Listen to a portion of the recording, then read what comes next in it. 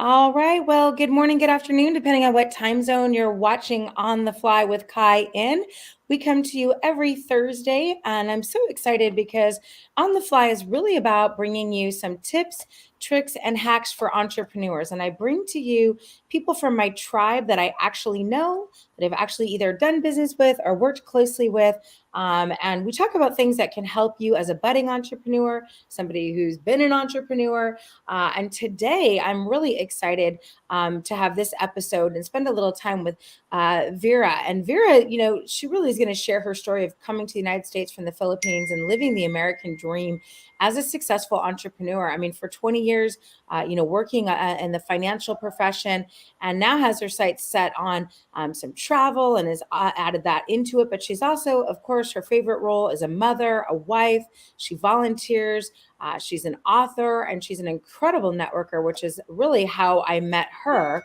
So please help me welcome to the show, Vera Quiwa. Hi, nice to see you, sister. Hey, Kai. Thank you so much for having me here. Nice to see you too. Yes. Well, I want to hop right into it. I know we don't have, it seems that time goes super fast. And I know, for instance, my husband, both of his parents, one is from Philippines, first generation, the other one's from El Salvador.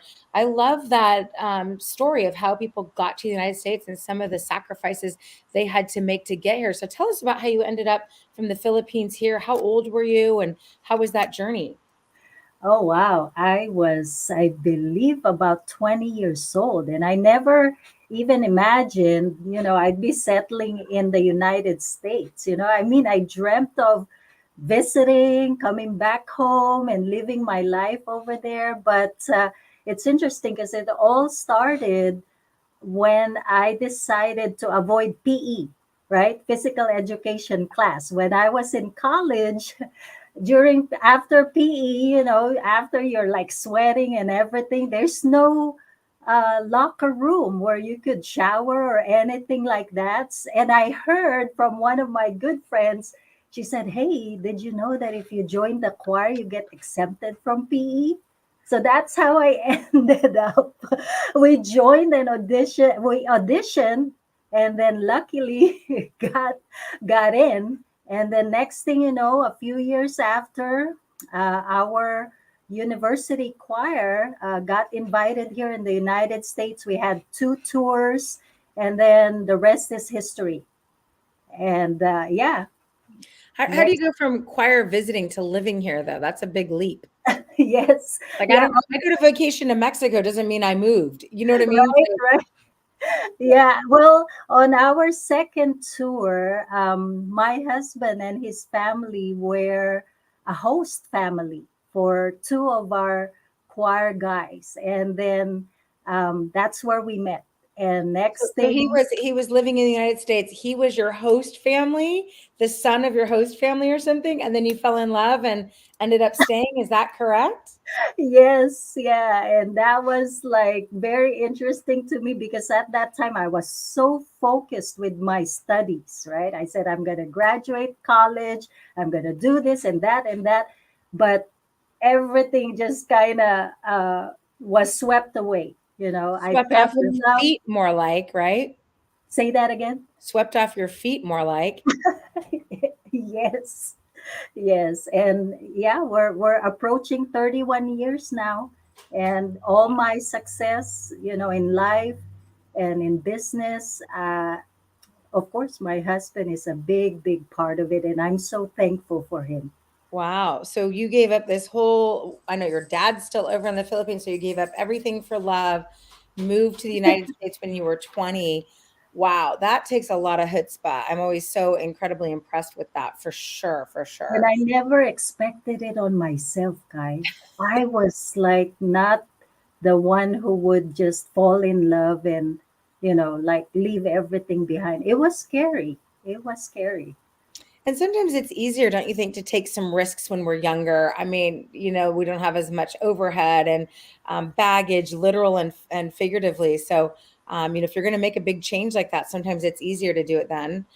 So good for you. And then you never looked back. Did you visit back to the Philippines or did you pretty much just stay here ever since?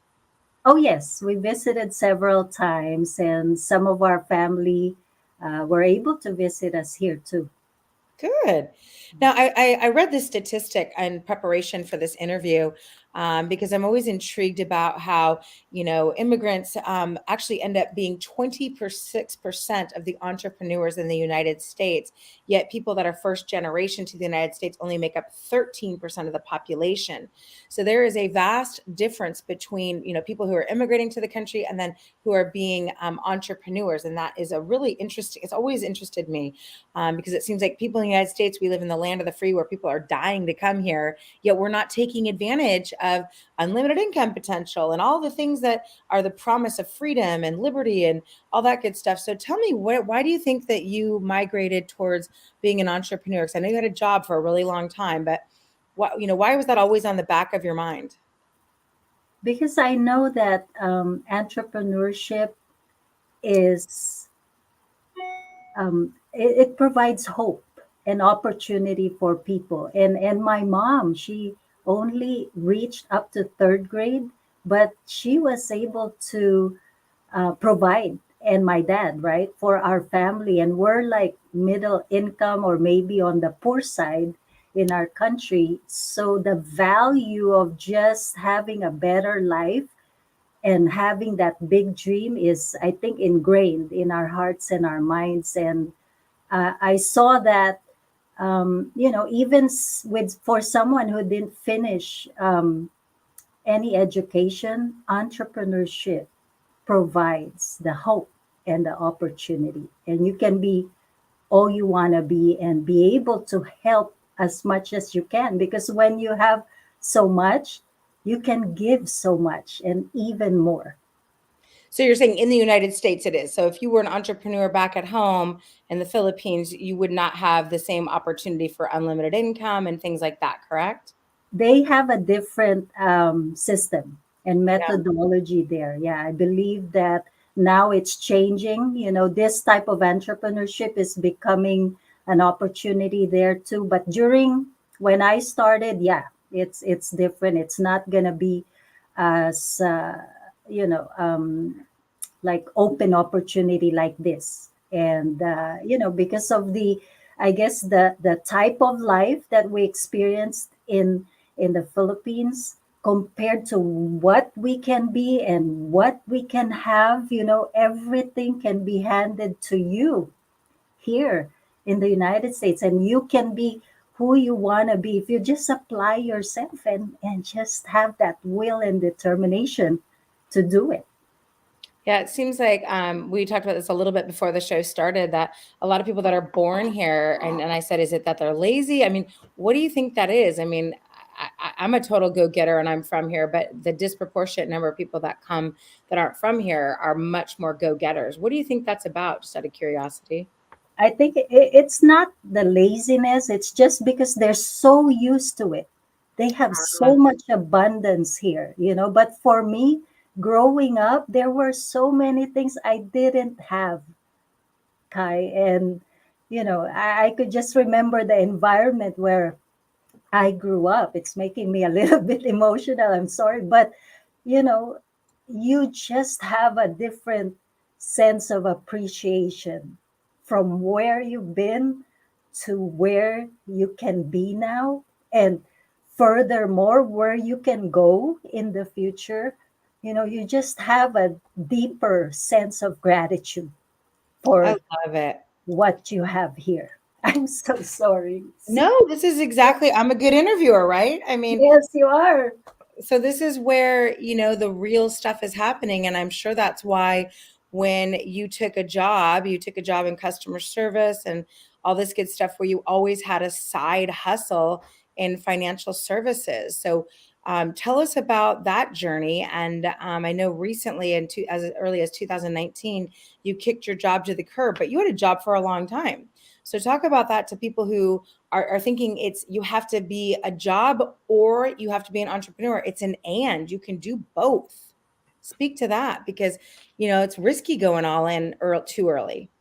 Yes, yeah. I like the security of my full time job. So I stayed in my full time job as long as I can, but came to a point in 2019, Kai, that, I wake up Monday morning, actually Sunday night, I start talking to my husband. Do I go to work tomorrow or do I not?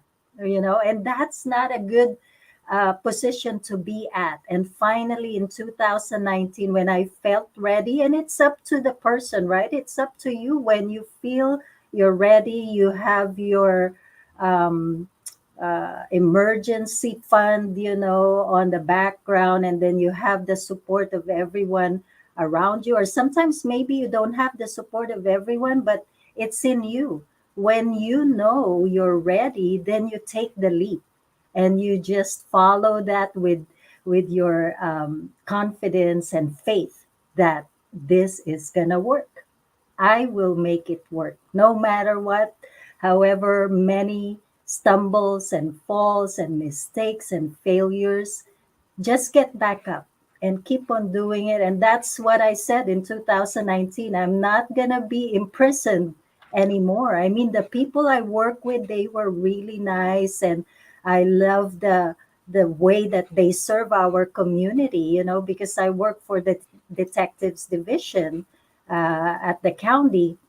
But I said, this is for them, but how about me? How can I make a difference for people out there in my own little way? And that's what financial services had brought to me. I felt like this is my purpose. This is how I can serve. This is how I can give. And that's why I have that tagline: live, love, give, serve. I love it.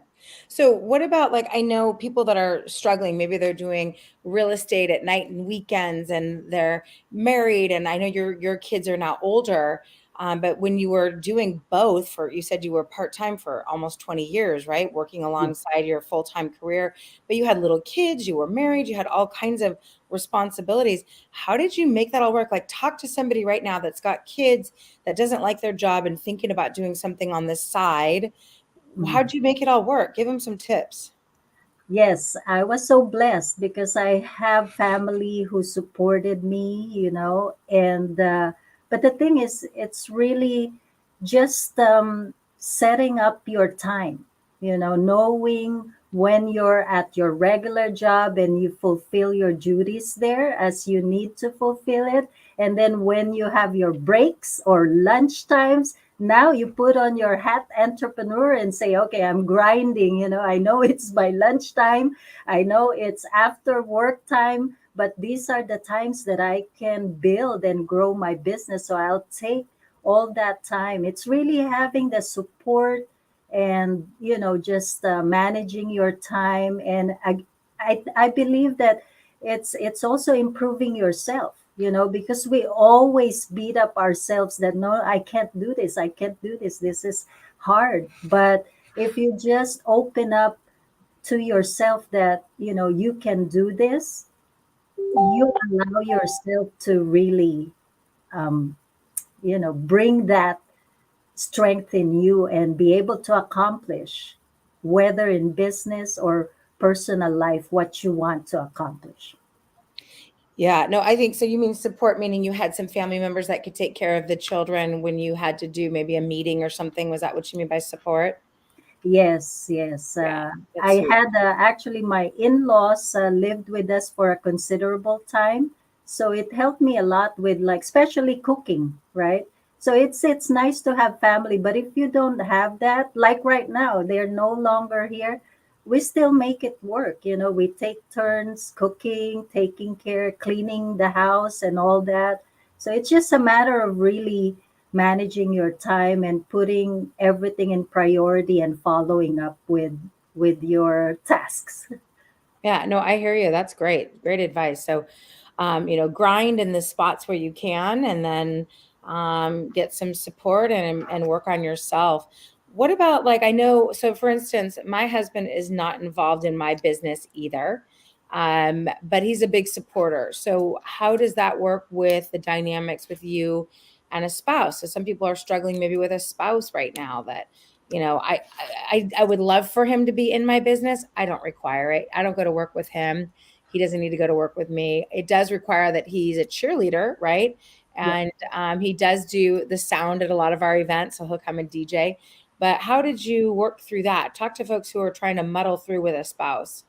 Yeah, in the beginning, my husband didn't like what I was doing, but he's a champion. I mean, even when he didn't like it, he supported me.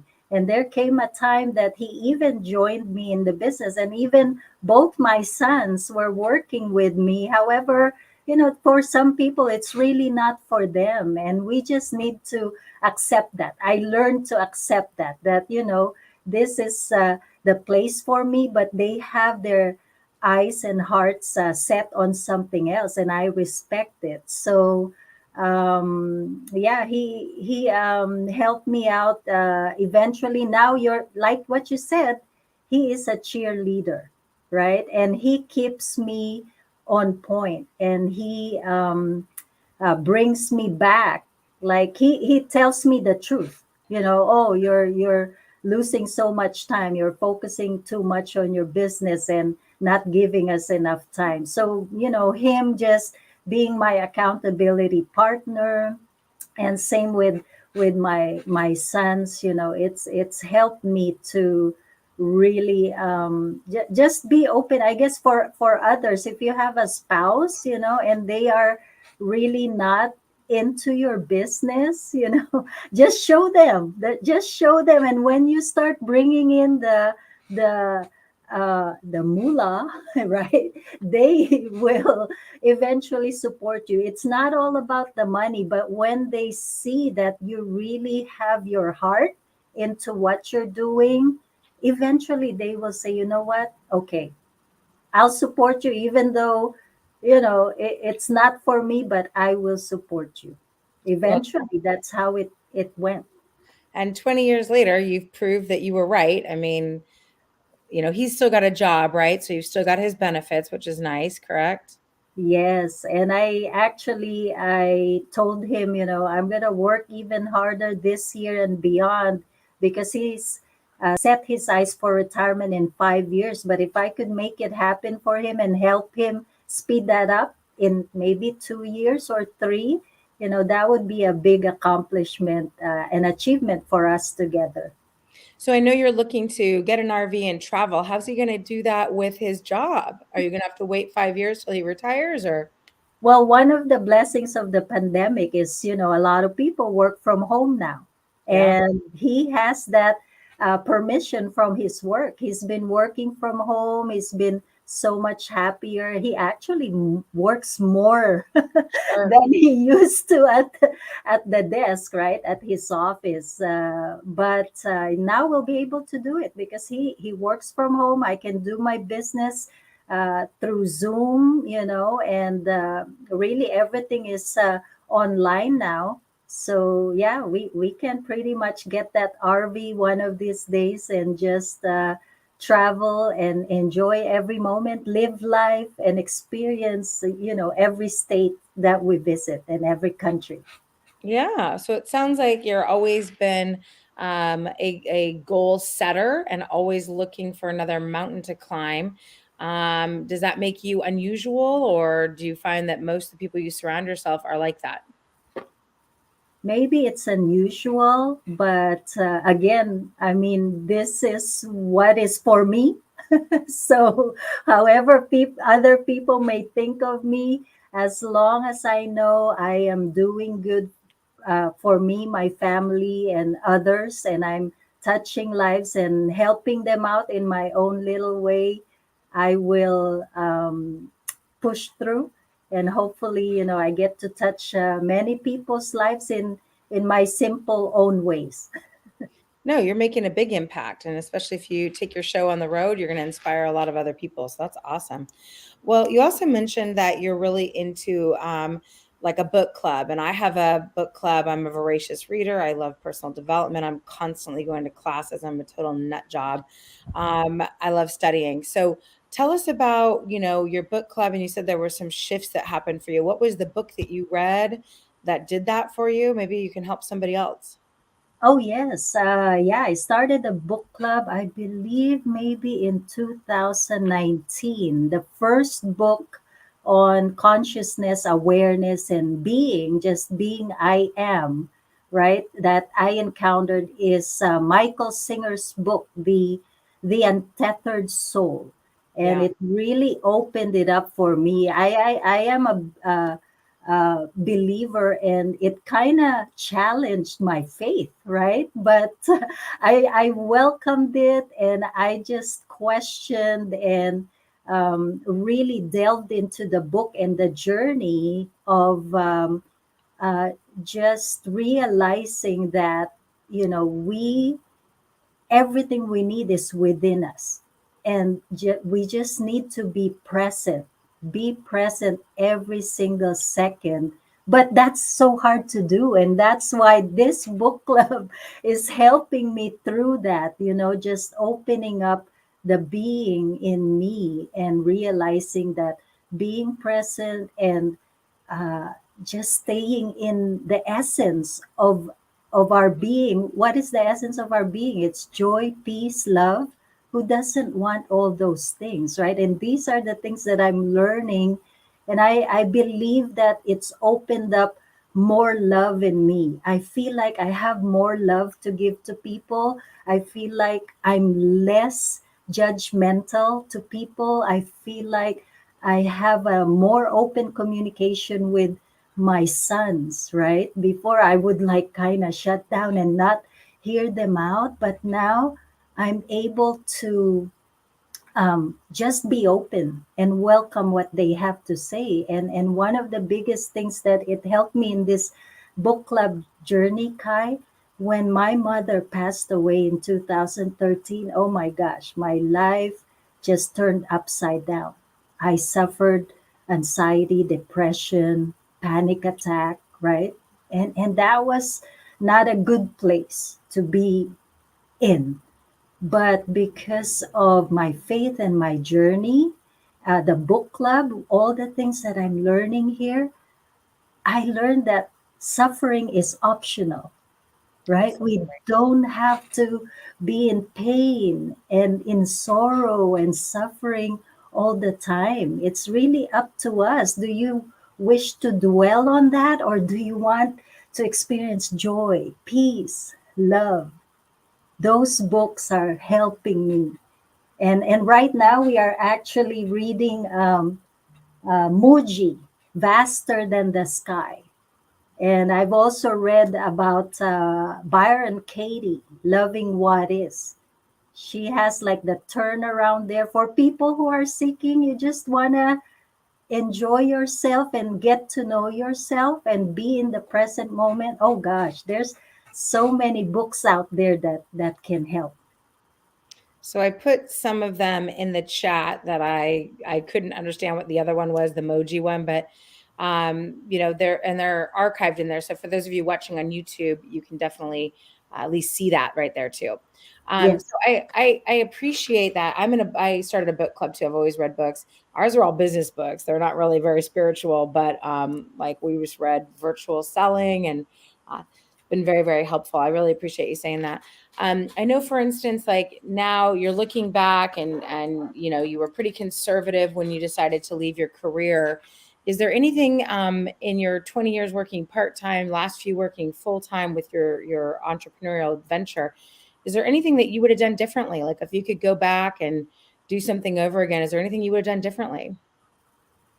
I think I would just listen more and really be open to people and welcome the differences, and accept them for who they are. Because I think that was one of my early mistakes. It's like I just was so passionate in sharing what I do and how I can help them that I forgot to listen and to understand them and to really feel what they're trying to communicate with me, but eventually when that genuine care and love for people came out, I think it just opened up a different side of me, that hey, you're really here to help people, and sometimes they're not ready to listen to you. It's okay.